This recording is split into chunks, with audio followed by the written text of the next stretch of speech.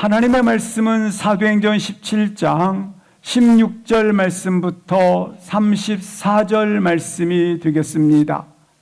사도행전 17장 16절 말씀부터 34절입니다.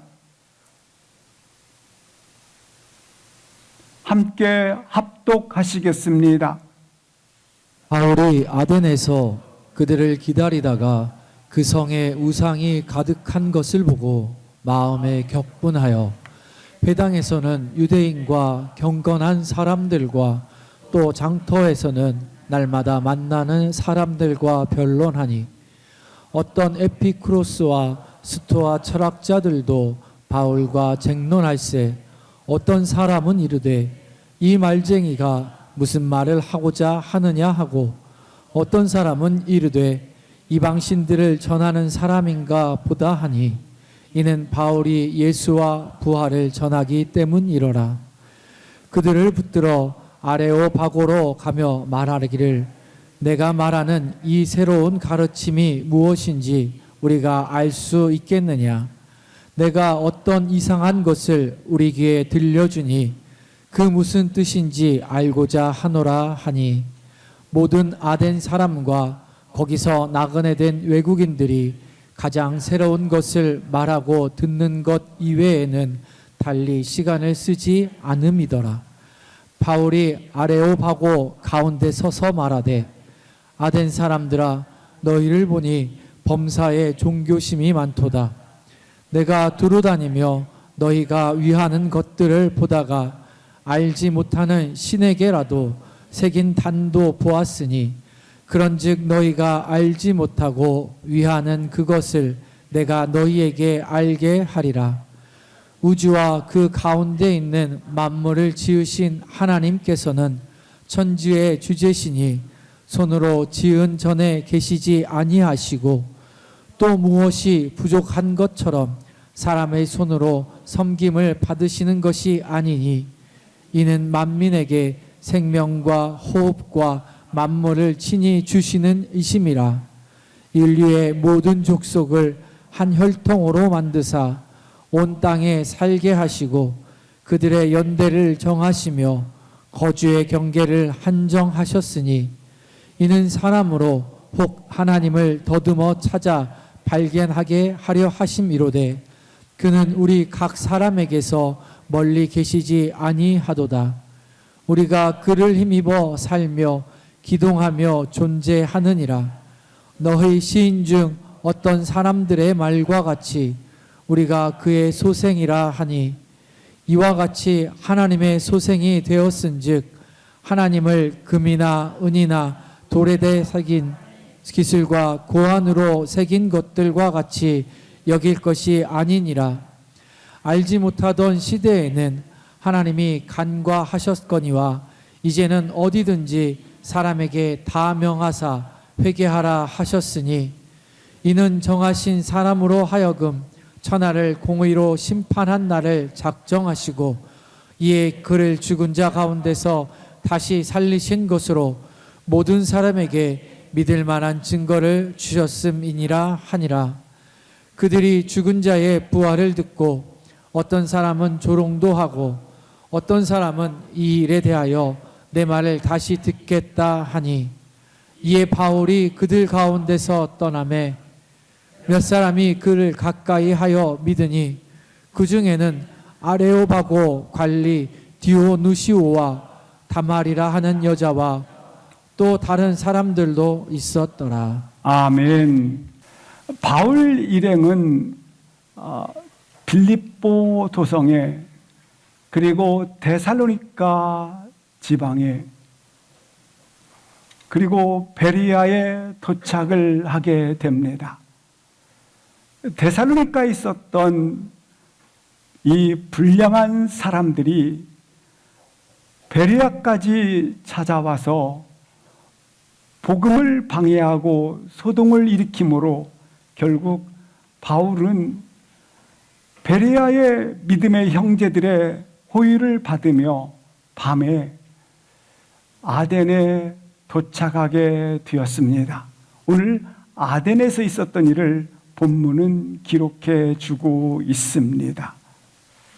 바울은 홀로 급하게 아덴에 도착했기 때문에 홀로 있게 됩니다.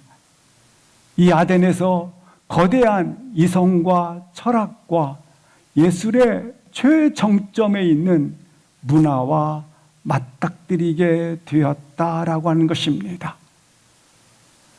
그는 그의 계획에 따라 아덴에 도착한 것이 아닙니다. 밀려서 도착을 하게 된 것입니다. 그러나 결코 그는 당황하지 않습니다. 왜입니까? 사도행전 16장 말씀에 보시면 그가 소아시아의 항구 도시인 드로아에 있을 때에 마게도니아의 첫성에서부터 환상 가운데 건너와서 우리를 도우라는 음성을 듣게 된 것입니다. 이때 그는 이렇게 해석을 합니다. 와서 복음을 전하라는 하나님의 메시지로 해석을 하게 된 것입니다. 그렇습니다. 왜 이처럼 방황하지 아니하는가? 하나님의 메시지를 들었기 때문에 그러합니다. 뿐만 아니라 그가 믿었다고 하는 것입니다. 시간이 지나면 지날수록 바울은 자기의 계획대로 움직여지는 것이 아니라 하나님께서 인도에 가신다고 하는 사실을 믿었다고 하는 것입니다. 사도행전 16장 10절 말씀에 보면 이렇게 말씀을 해주고 있습니다. 우리를 부르신 줄로 인정함이라. 여기 인정함이라고 하는 것은 믿었다라는 것입니다. 아니, 믿었다보다도 더 강력한 어조가 되는 것입니다. 이 인정함이라는 것은 다른 표현으로 말하면 결박했다, 함께 묶었다라는 뜻입니다. 함께 묶었다라는 것입니다. 하나님과 함께 묶어서, 하나님과 함께 결박되어져서 여기까지 왔다라는 것입니다. 바울은 왜 처음 이와 같이 예술과 이성과 철학의 최정점에 있는 아덴에 도착했는데, 아덴은 바로 아테네를 말합니다. 그리스도의 아테네를 도착했는데 이와 같이 찬란하고 매혹적이고 그리고 환상적인 곳에 도착을 자기의 계획이 아닌 밀려서 왔는데 당황하지 아니했습니까? 하나님의 메시지가 들려졌기 때문에, 그리고 여기까지 인도하시는 이는 하나님이심을 알았기 때문에, 믿었기 때문에 당황하지 않았던 것을 볼 수 있습니다. 그렇습니다. 우리는 우리의 계획대로 사는 자가 아니라 하나님의 뜻, 하나님의 주신 소명에 따라 사는 자라는 사실입니다. 그런데 하나님의 뜻과 하나님의 계획에 따라 나의 계획을 세웠습니다. 바울이 그렇지 않습니까? 하나님의 뜻과 하나님의 계획 안에서 계획을 가지고 걸어왔는데 자신의 뜻과는 달리, 자신이 세운 계획과는 달리 이처럼 빠져나온 것입니다. 전혀 다른 상황이 된 것입니다. 그때 두려워하지 않았습니다. 무서워하지 않았습니다. 주저앉지 않았습니다. 왜냐하면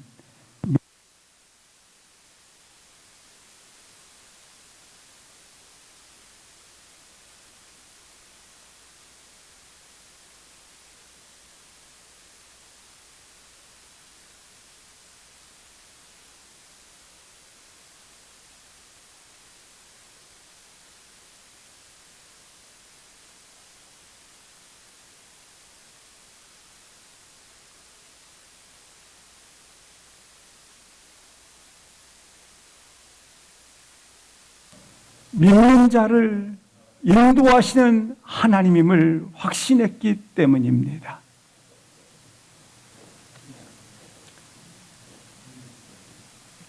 그러므로 뜻밖의 상황, 시간, 사건, 만남, 우리의 계획대로가 아니라 이처럼 나의 계획을 벗어난 뜻밖의 상황, 만남, 시간, 사건, 상황들이 전개될 때에 그곳에서 하나님께서 감사하게 믿는 자를 인도하셨다는 사실로 인하여 두려워하지 말기를 바랍니다. 당황치 마시기를 바랍니다. 그곳에서 하나님의 뜻을 물으시기를 바랍니다.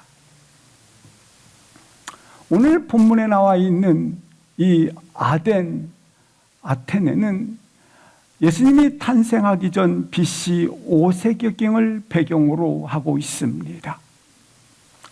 이 아테네는 모든 사람들이 가고 싶어하는 그와 같은 환상의 도시입니다.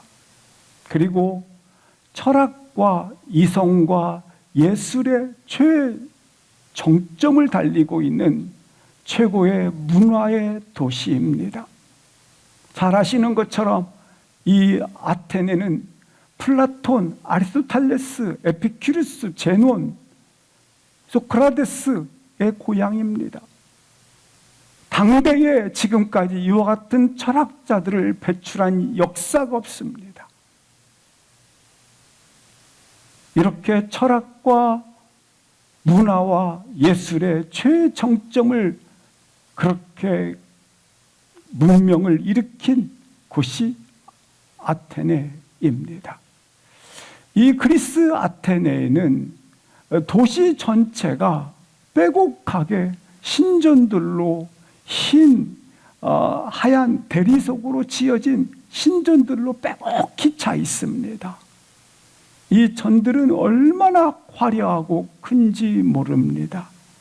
어마어마한 신전들이 빼곡하게 아테네에는 자리를 잡고 있는 것입니다. 군인들을 이끄는 마루다 신전, 우리가 고등학교 때 들어봤던 파르메르 신전, 이런 신전들이 즐비합니다. 우리가 신의 집합소라고 할 수 있습니다. 이곳은 잘 아시지 않습니까? 그리스 신화에 보면 나오는 신의 이름들이 있습니다. 대표적인 것이 머큐리 신, 바카스 신, 주피터, 다이마리 신, 비너스 신, 이런 신들이 다 있지 않습니까? 그래서 이 아테네는 시민보다 신들의 숫자가 더 많더라 하는 곳입니다. 약 3만의 신의 숫자가 즐비했던 곳이기도 합니다.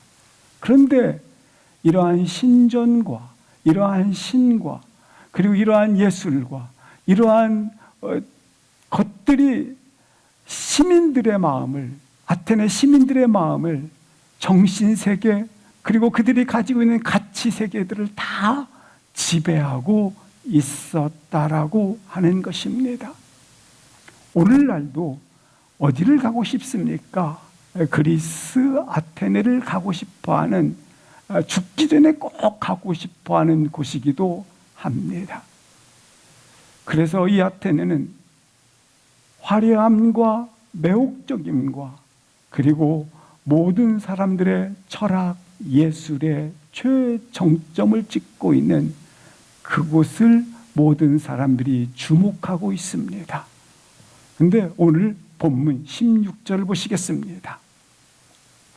16절에 보면 한 성도는 이것을 주목하여 바라볼 때 어떻게 바라보고 있습니까? 그 성에 뭐가 가득하더라? 우상이 가득하다고 바라보고 있습니다. 바울은 아덴에서 그들을 기다리고 있습니다. 실라와 디모데를 급히 베리아에서 나오는 관계로 베리아에 놔두고 나왔기 때문에 다시 그들이 아덴으로 건너올 것을 기다리고 있습니다. 기다리다가 아덴 성을 둘러보게 됩니다. 17절 보시겠습니다. 아덴 성을 둘러보면서 회당에서는 유대인을 만나고 또한 경건한 사람들이라고 표현되어 있는데 구약 성경을 알고 있는 이방인들을 말합니다. 그들을 만나고 장터에서 만나 사람들과 변론하였더라. 지금 바울은 처음 방문한 곳입니다. 그리고 자기의 계획대로 온 것이 아니라 밀려왔습니다.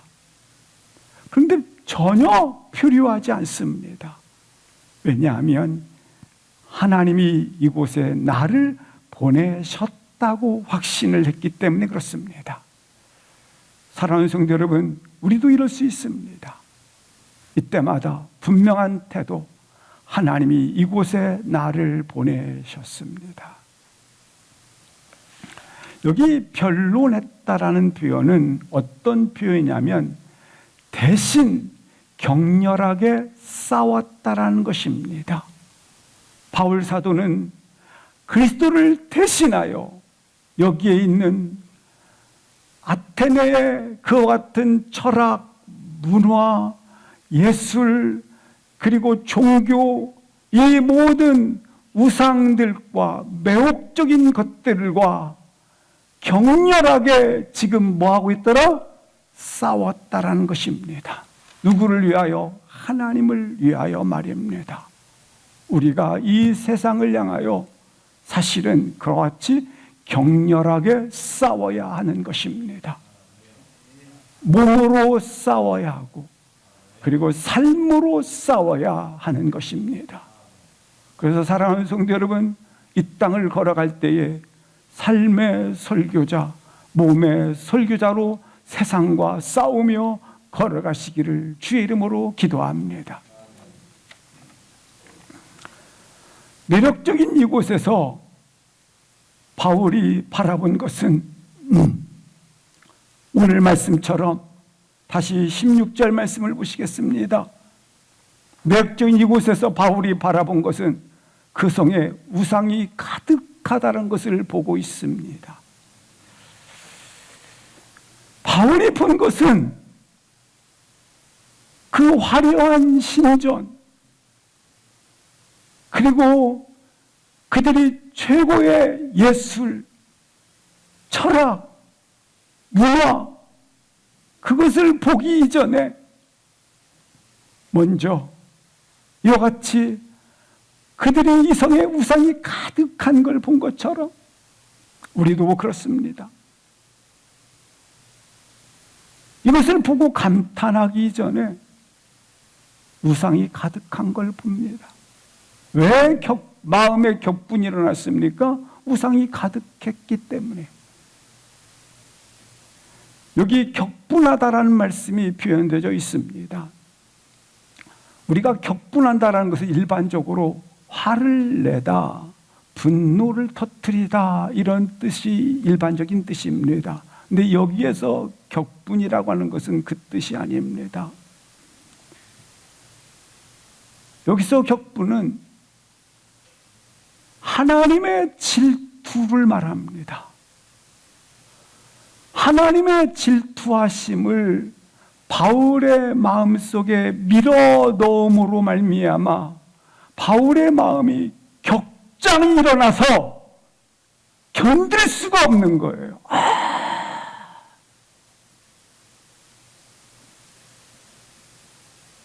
이 우상들을 보고 그래서 하나님의 마음으로 바라본 겁니다. 분명히 이 성은 하나님께서 천지를 창조하시고 사람을 지으셔서 오직 하나님께 영광과 존귀와 찬양을 올려드려야 될 하나님의 백성들이, 하나님의 창조 세계가 사람이 우상을 만들어서 그걸 섬기고 그걸 경배하고 그걸 따라가고 창조 질서가 무너진 것을 바라보시는, 나 위에 다른 신을 두지 말라는 하나님의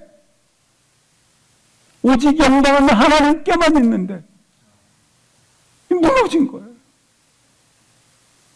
하나님이 그것을 바라보시고 마음에 격분이 일어난 것을 누구에게? 바울에게 밀어넣어서 바울의 마음속에 이 격분이 일어나는 거예요. 자기들이 신을 만들어 놓고 그걸 섬기고 그거의 영광과 또한 존귀와 찬양을 올리고 있는, 이걸 먼저 바울이 본 것입니다. 거대한 아테네의 예술, 화려한 매혹적인 아테네의 신전들, 그 배후에는 뭐가 있었다? 우상이 있었기 때문에. 바울 시민, 아테네 시민들의 정신세계, 가치체계, 이것은 어찌 보면 전 세계가 가지고 있는 가치, 정신세계, 그것을 집약해 놓은 것이 아테네에 나타나지 않습니까?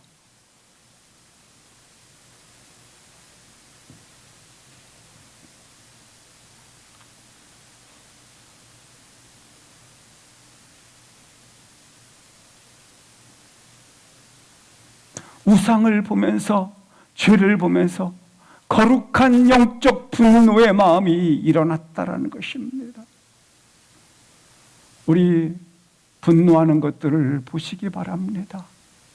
나의 분노는 분노 안 해도 될 것들을, 별것 아닌 것들을 가지고 격분하고 분노하는 경우가 있어요.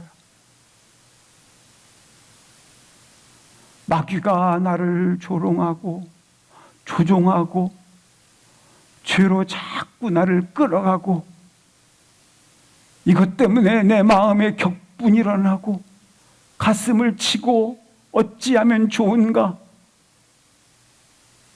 마귀가 조종하는 것 때문에 내 마음에 격분이 일어나야 되는데,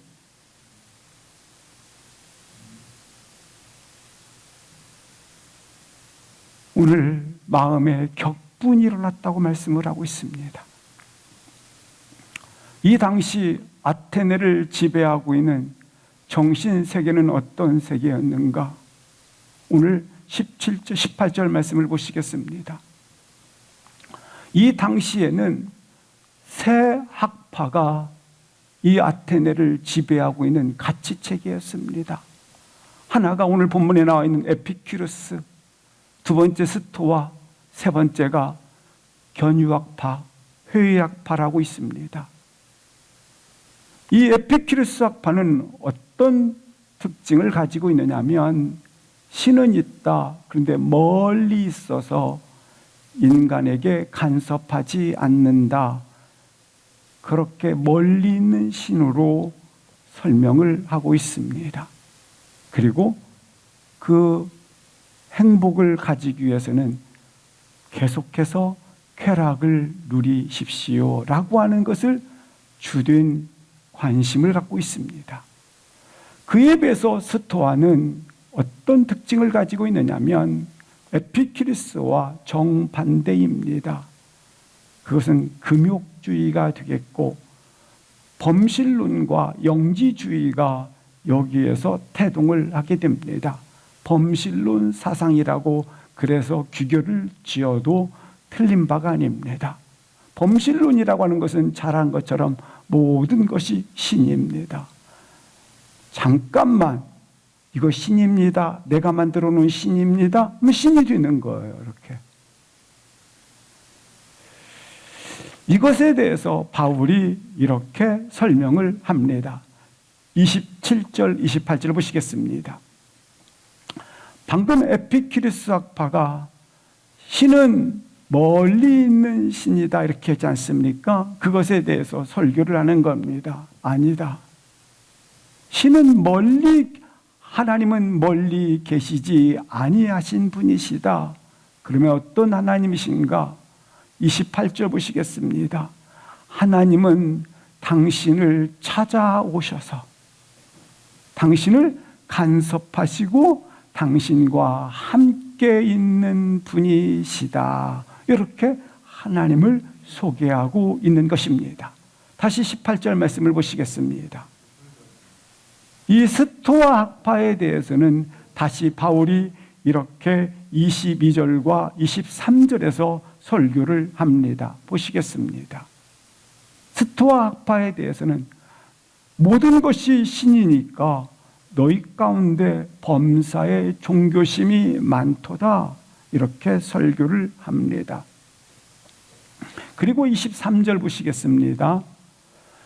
너희들이 추구하는 것을 너희가 알지 못하고 있고 잘못됐기 때문에 내가 너희에게 뭐하게 하겠다? 알게 하겠다. 그러면서 하나님이 누구신지를 설명을 하게 되는 것입니다.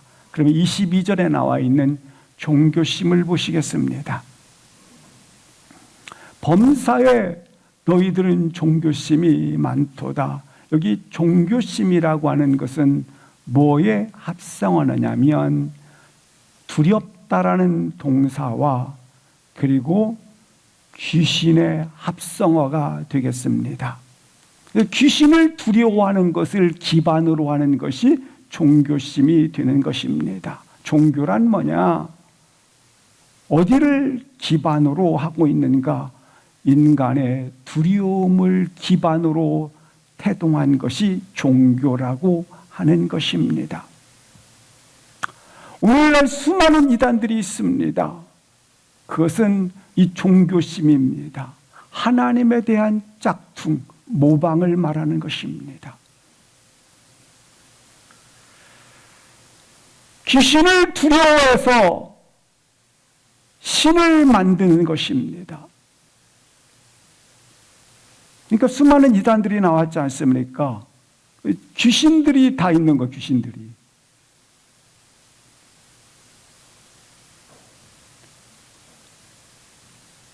세상의 수많은 종교는 결국 인간의 두려움에서 태동을 한 것입니다. 만들어진 것입니다. 예수님은 종교가 아니십니다. 예수님은 종교를 파러 오셨습니다. 마귀가 주는 두려움을 파러 오신 것입니다. 우리가 믿는 믿음은 다른 종교들이 말하는 믿음의 한 부분이 아닙니다. 우리가 믿는 믿음은 진리입니다. 한번 보시겠습니다. 요한일서 3장 8절 말씀을 보시겠습니다. 마귀에게서 나온 것은 죄를 짓는 것이니. 자, 하나님의 아들이 오시면 뭐 하려 오셨다? 마귀를 멸하려 오셨느니라. 마귀는 두 가지 일을 해요. 여러 가지 일을 하는데 그 중에 대표적인 것이 마귀는 자꾸 죄에 시달리게 만듭니다. 마귀는 두려움에 붙잡히게 만듭니다. 따라서 예수 안에 있다고 하는 것은 두려움에서 자유케 되었다는 겁니다. 예수 안에 있음으로 두려움에서 자유케 되어지고 예수 안에 있음으로 죄의 사함을 얻게 되는 것입니다. 그런데 마귀가 하는 집중적인 일은 나로 죄에 시달리게 만들고 나로 두려움에 붙잡히게 만든다고 하는 겁니다. 그러나 하나님의 아들이 나타나심으로 말미암아 이 마귀의 일을 뭐하리 하셨다? 멸하고자 하였다라고 하는 것입니다. 요한일서 4장 8절 18절 말씀을 보시겠습니다. 사랑 안에는 두려움이 없고 온전한 사랑은 두려움을 뭐하나니? 내어 쫓는 것이다. 따라서 여기 사랑 안에라는 것은 예수 안에는 두려움이 없고 예수 안에서 두려움을 뭐하나니? 내어 쫓는이라 라고 하는 것입니다.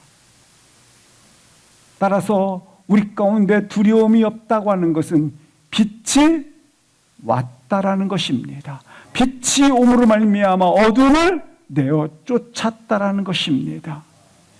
따라서 종교심, 종교는 빛이 없는, 빛이 들어오지 않은 거죠. 빛이 없는 허기입니다. 진리에 대한 결핍입니다.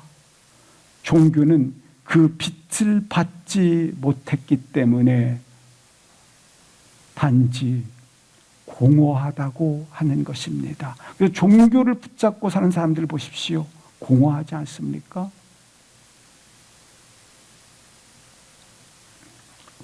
본문과 우리가 지금 지난 시간은 2000년의 시간이 지났습니다.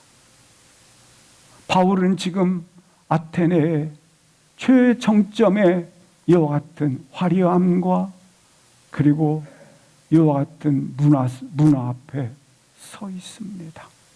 이런 정신세계, 이러한 가치체계를 가진 곳에 바울이 서 있습니다. 바울만 서 있는가? 그렇지 않습니다. 우리도 서 있습니다. 그런데 사람들이 살아온 역사를 2000년 동안 살펴보십시오. 죄의 문제, 두려움의 문제, 죽음의 문제, 그리고 근심, 걱정, 염려의 문제들을 해결한 적은 한 번도 없습니다. 이걸 꺼내놓고 정면으로 해결하려고 하는 것이 아니라 이걸 꺼내놓고 피하는 것입니다. 이걸 꺼내놓고 면하는 것입니다. 어떻게 하면 이걸 면하지? 어떻게 하면 이걸 피하지? 그래서 나온 것들이 방금 전에 말씀드렸던 에피큐르스 학파, 그것들은 쾌락을 통해서 이것들을 내가 이길 수 있다. 이것들을 내가 반드시 쾌락을 통해서 이것들을 내가 이길 수 있다고 보는 겁니다. 그리고 금욕을 통해서 이것들을 내가 면할 수 있다. 판단 중지, 그냥 살던 대로 살아. 판단 중지라는 건 살던 대로 살자라는 겁니다. 그렇게 해서 이것들을 면하자는 것입니다. 이것들이 2000년 동안 계속된 겁니다. 그런데 우리는 두려움과 죽음과 근심과 염려의 문제를 면하고 피하는 것이 아니라 직접 누구 앞에? 하나님 앞에 가지고 나왔기 때문에 우리는 피하는 자가 아닙니다. 이걸 면하는 자가 아닙니다. 그 문제를 가지고 있는 내가 아버지 앞에 서 있는 것입니다. 이 거대한 정신세계, 문화, 예술 모든 것에 지배를 받고 있는 그 아테네 시민들 앞에 오늘 바울이 서 있게 된 것입니다. 우리 마음에도 하나님의 질투가 일어나기를 주의 이름으로 기도합니다. 19절부터 20절 보시겠습니다. 그 아테네에 서 있는 바울을 아레오파고로 가며 말하기를 이렇게 말합니다. 여기 아레오파고라고 하는 것은, 아레오라고 하는 것은 전쟁이라는 뜻이고 바고라는 것은 언덕이라는 것입니다. 의미상으로 전쟁의 언덕이라는 것입니다. 우리 삶의 자리, 그리고 내일 주어진 하루, 오늘 하루, 어찌 보면 우리는 전쟁 언덕에 이렇게 서 있다고 해도 과언이 아닐 것입니다. 홀로 서 있는 것입니다. 맞닥뜨려 있는 것입니다. 이 아레오파고는 그 당시에 법률과 종교의 토론장이기도 합니다.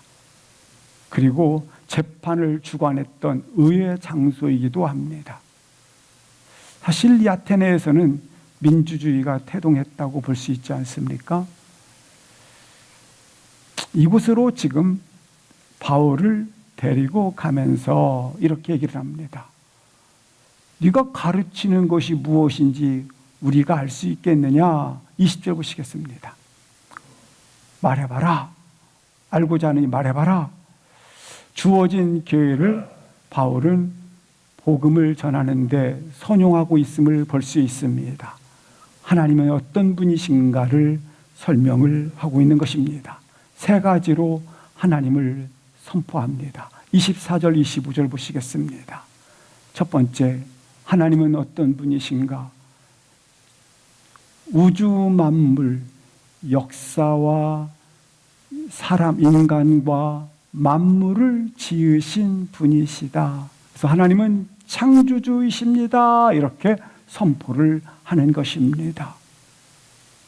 하나님은 동시에 만물을 지으신 분이실 뿐만 아니라 천지의 주재자, 주관자, 통치자가 되십니다. 여기 주재자라고 하는 말은 무슨 말이냐면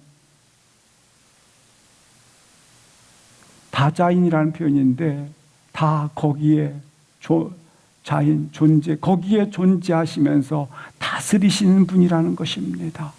지금 하나님께서 천지의 주재자, 지금 다스리시는 분이십니다. 이런 뜻이에요. 그리고 하나님은 어떤 분이신가? 손으로 지은 전에 계시지 아니하. 그 천지의 주관자이신 하나님은 사람의 손으로 지은 곳에 계시지 아니하시고 25절 보시겠습니다.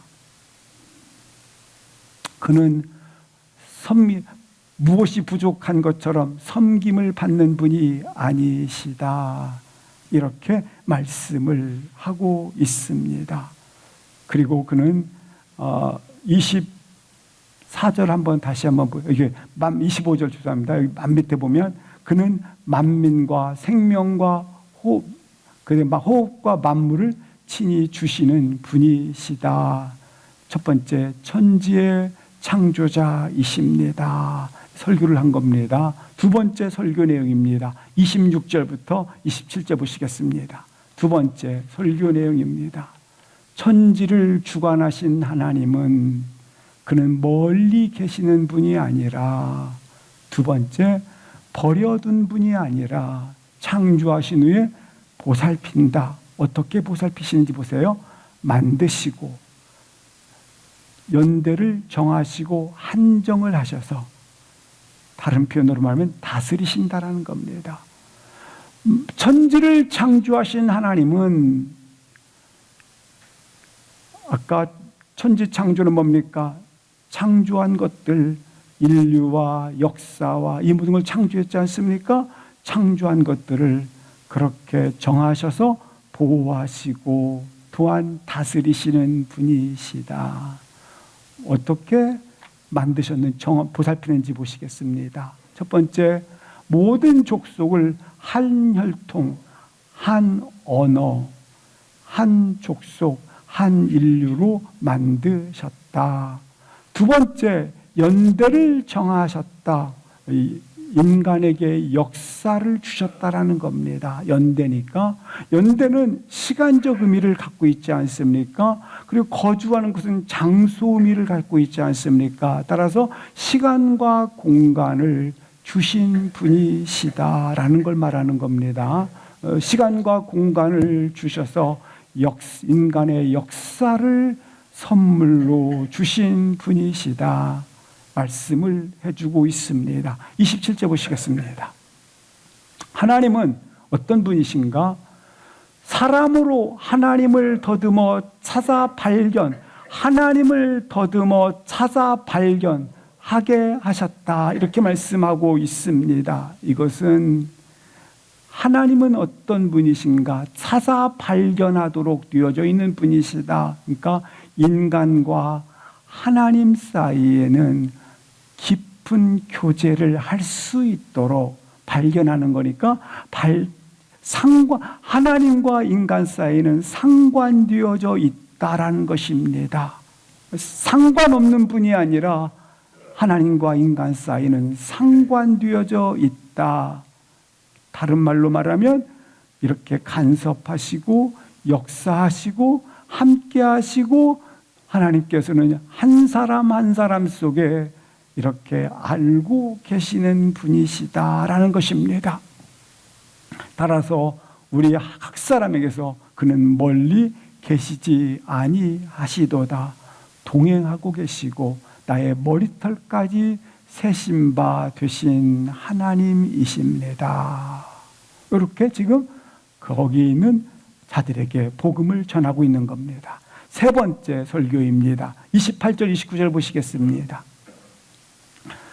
이 본문은 사람이라는 존재가 사람답게 서 있도록 하시는 분이 하나님이십니다 라는 걸 말하는 겁니다.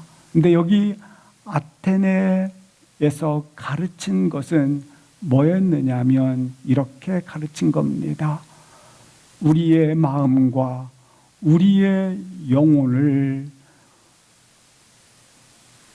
돌을 쌓고 우리 책에는 중용이라고 나와 있지 않습니까? 근데 어려운 표현이기 때문에 빼고 설명을 하면 어떻게 사람은 사람답게 될 수 있는가?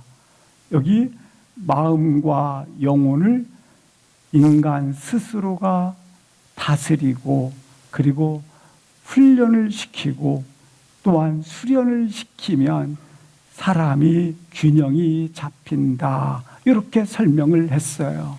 여기 아테네 교육이 그랬다라는 거예요. 그런 철학들의 교육들이. 그러나 아니라는 겁니다.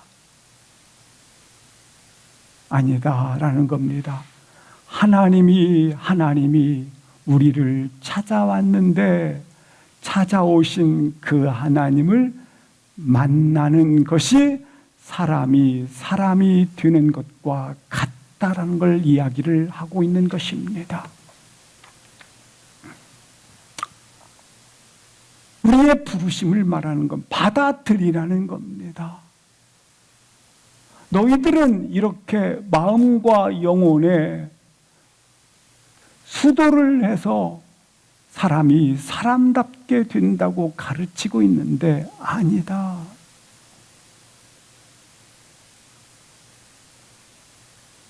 균형이라는 표현을 계속 쓰고 있습니다. 정의를 이루는 자들 이렇게 쓰고 있습니다. 아니다. 오신 하나님을 받아들이는 것. 그리고 하나님이 우리를 그렇게 인정해 주는 것. 그때 사람이 사람답게 되는 것이다. 그러니까 하나님 안에 내가 위치할 때만이 참된 사람으로서의 사람이 되어진다. 그래서 오늘 본문을 보십시오. 우리가 그를 힘입어 살며 기동하며 존재하느니라. 그렇습니다. 우리는 그와 분리될 수 없는 존재입니다. 이 세 가지 설교를 마음에 두실 수 있기를 바랍니다. 첫 번째 하나님이 창조하셨습니다. 두 번째 하나님이 다스리십니다. 그리고 세 번째 하나님이 찾아오심을 받아들일 때만이 참된 인생의 위치가 됩니다. 이렇게 설교를 했어요. 그리고 나서 이렇게 말합니다. 30절 보시겠습니다. 30절 말씀해 보시면 그러므로 이런 거예요.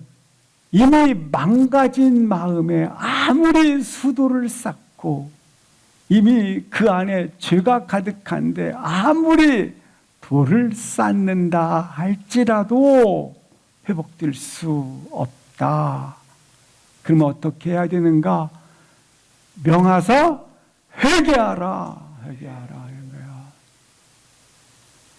망가진 마음을 자꾸 다스리라고 하는 거. 마음을 다스려, 마음 다스려. 우리 이렇게 하지 않습니까? 망가진 마음을 다스려서 되는 것이 아니라 회개하라. 돌이키라는 거죠. 31절.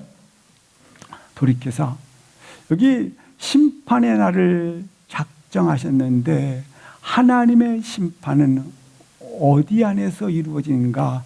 공의로 심판을 하십니다. 심판하시는 하나님은 뭘로 심판하시는가? 공의로 심판을 하십니다. 인간은 어리석게도 영원히 살 것처럼 그렇게 아웅다웅을 합니다. 나는 죽지 않을 것처럼, 나는 망하지 아니할 것처럼, 다른 사람은 죽어도 다른 사람은 망해도 나는 아닐 것처럼 욕심을 부릴 때가 있습니다. 그러나 이 지구 또한 영원하지 않은 것처럼 나 또한 잠깐입니다. 한 번 죽는 것은 사람의 정한 것입니다. 우리 인생의 길은, 클라이막스는, 대단원은 없습니다. 그것은 심판이 있기 때문에 그렇습니다. 그런데 성경에 분명히 말씀하지 않습니까? 한 번 죽는 것은 사람의 정하신 것이요 그 외에는 심판이 있지만 분명한 것, 믿는 자들은 둘째 사망의 당치 아니하리라. 다시 말하면 이 심판의 날을 당치 아니한다고 하는 겁니다.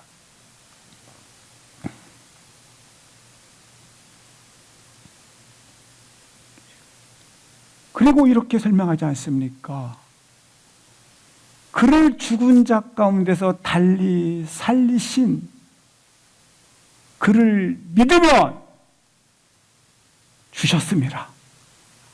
아들이 되었음이라. 아들 되는 길 회개하라. 그리고 믿으면 아들 되는 길을 드디어 설교를 통해서 선포를 하는 것입니다. 아테네 시민들이요, 어떻게 하면 하나님의 아들이 되는가? 수련을 쌓아서 마음을 다스려서 되는 것이 아니라 회개하라. 그리고 아들을 믿으면 아들 주는 길을 보여주었다고 하는 사실입니다. 이 설교를 듣고 얼마나 많은 사람이 돌아왔을까 보시겠습니다. 32절 보시겠습니다. 듣고 어떤 사람은 조롱하는 사람도 있습니다. 이해하지 못했다라는 것입니다. 그렇습니다. 복음은 이해하는 것이 아닙니다. 복음은 믿는 것입니다. 받아들이는 것입니다. 어떤 사람은 이 일에 대하여 다시 듣겠다고 합니다. 보류하겠다라는 것입니다. 이 일에 대하여 어떤 사람은 보류합니다. 다시 듣겠다라는 것입니다. 어떤 사람들은 33절 보시겠습니다. 떠남의 34절입니다. 몇 사람은 믿었다고 말씀하고 있습니다. 그 몇 사람은 두세 사람 누구누구인가? 아레오파고 관리인 디오누시오와 다마리아라는 사람이 믿었고 여자와 또 다른 사람 3, 4명이 믿었더라 라고 기록하고 있습니다. 사랑하는 성도 여러분, 갈릴리에서 복음이 시작되어졌을 때에 예수 혁명의 역사는 목수와 이름 모를 어부들 그리고 몇 사람에 의해서 시작되었습니다. 그리고 오늘 아테네에서 두세 사람에 의해서 다시 세워져서 예수 혁명이 시작되어지고 있습니다. 우리의 아테네는 어디입니까? 이 시대입니다. 우상으로 가득하고 그리고 종교심으로 눌려있는 한복판의 이 도시에 살고 있습니다. 우리의 아레오바고는 어디입니까? 가정, 직장일 수 있습니다. 거기에서 바울이 만나는 사람들이 있었지 않습니까? 거짓된 우상과 종교심에 눌려있는 그들에게 바울이 전했습니다. 하나님은 창조자이십니다. 하나님은 만물의 주관자가 되십니다. 하나님은 동시에 우리 가운데 하나님을 바라보며 회개하고 믿을 때에 자녀가 되어진다. 그리고 오늘 두세 사람이 돌아와서 하나님의 교회를 이루어 그들로 인하여 다시 복음이 감사하게 그리스의 수도인 아테네를 흘러 들어갔던 이 복음이 다시 땅끝이라고 믿었던 로마 그리고 스페인 땅까지 흘러 들어가는 역사가 있게 되었던 것입니다. 오늘 다시 한번 이 현장에서 그리스도를 전하며 걸어갈 수 있기를 주의 이름으로 축복합니다. 일어나 함께 동성으로 기도하시겠습니다. 아버지 역사하여 주시옵소서. 아버지 부어 주시옵소서. 아버지 살려 주시옵소서.